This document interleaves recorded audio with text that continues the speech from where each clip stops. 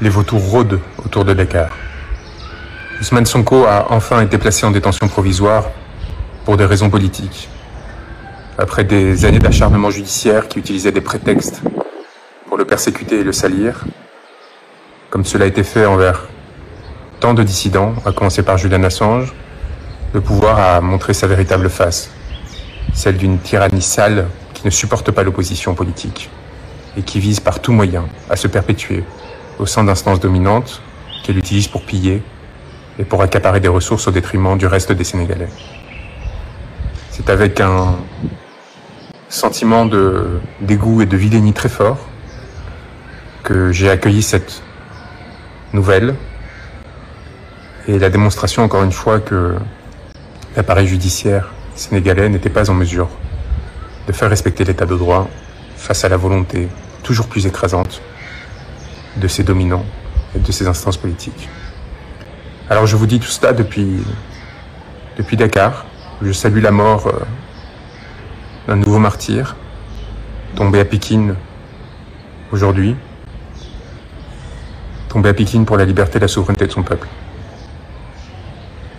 tué par des balles d'agents de la BIP sur lesquels nous avons tous les éléments pour mettre en œuvre les poursuites qui ont été enclenchées tant en France qu'à la Cour pénale internationale, et je l'espère bientôt dans le cadre d'un changement de régime démocratique qui se poursuivront au Sénégal lorsque celui-ci retrouvera sa souveraineté.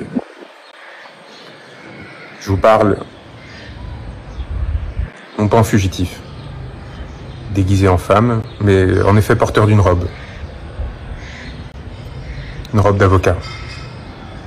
Une robe d'avocat qui m'a valu l'émission d'un mandat d'arrêt international de la part d'un gouvernement qui n'a, semble-t-il, plus idée de ce que représente l'état de droit, qui pense que lorsque cela ne suffit pas de poursuivre des individus injustement, il peut s'attaquer à ceux qui portent sa parole, le représentent, et ensuite aux journalistes qui la relayent dans l'espace public.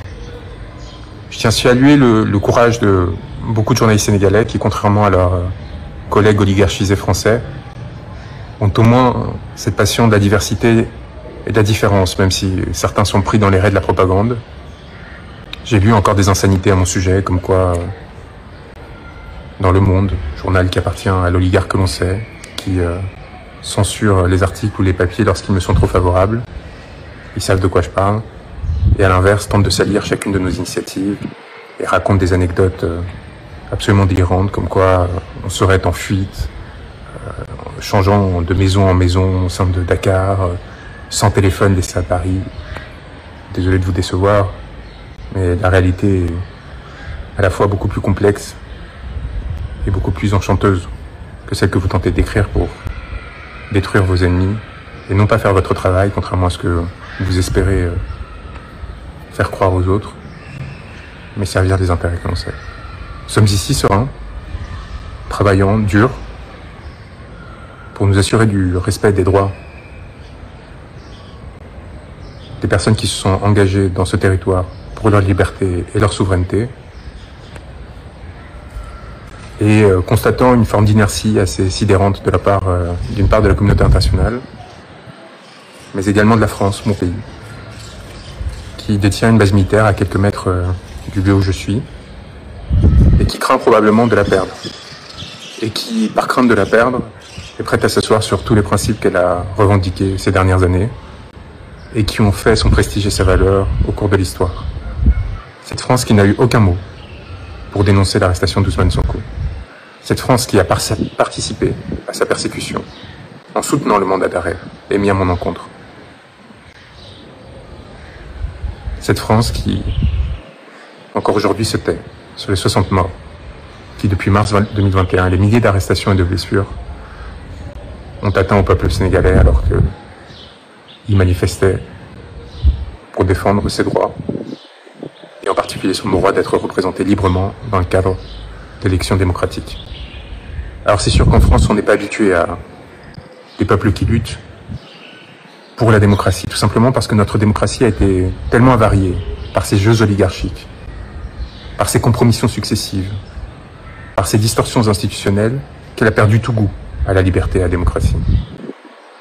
Et alors, quand elles voient un peuple se lever, son élite, ses petits gouvernants, voient des échos de luttes passées, qui ont pourtant fondé notre régime, et qui ont trouvé de glorieux épisodes depuis, y compris au sein des Gilets jaunes, et bien avec l'inquiétude des dominants qui craignent pour leur position et la défense de leurs intérêts. Je les connais, ces médiocres, et je les ai assez fréquentés pour savoir ce qui explique leur attentisme, leur indifférence et leur soutien larvé, puissant, à l'encontre des régimes qui tuent, qui pillent, qui violent.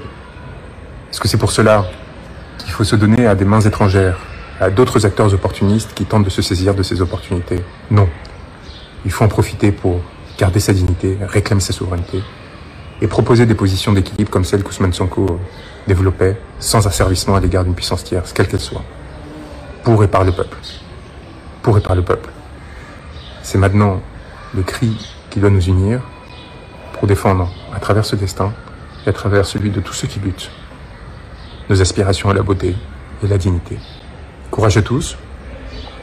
On est à vos côtés, très proches.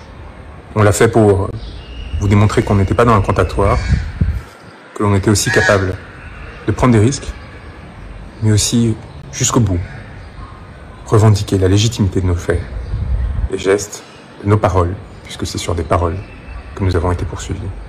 Notre droit et notre devoir impérieux de porter assistance à ceux qui nous l'ont demandé sans céder à une quelconque forme de pression. C'est ainsi que j'ai toujours exercé mon magistère, c'est ainsi que je continue à le faire, auprès des frères qui luttent, de la Guadeloupe au Sénégal, et rien ni personne ne pourra nous en empêcher. Peut-être qu'ils nous arrêteront, peut-être qu'ils nous empêcheront de mener à bien le travail que l'on mène avec des acteurs de la société civile, politique, des confrères, pour essayer de comprendre les mécanismes d'oppression qui ont amené à la commission de crimes contre l'humanité. Mais il nous faut rappeler deux choses. D'une part, leurs crimes sont imprescriptibles. D'autre part, le travail que nous avons fait, cette communication à compagnie internationale, cette plainte auprès des institutions françaises et qui seront, je l'espère, relayées par les institutions sénégalaises dès que ce pays aura repris sa souveraineté, ce travail est fait. Leurs responsabilités sont établies. Et les mots que nous avons enfantés ne pourront pas être effacés. Courage à tous et tenez bon pour notre souveraineté et notre dignité.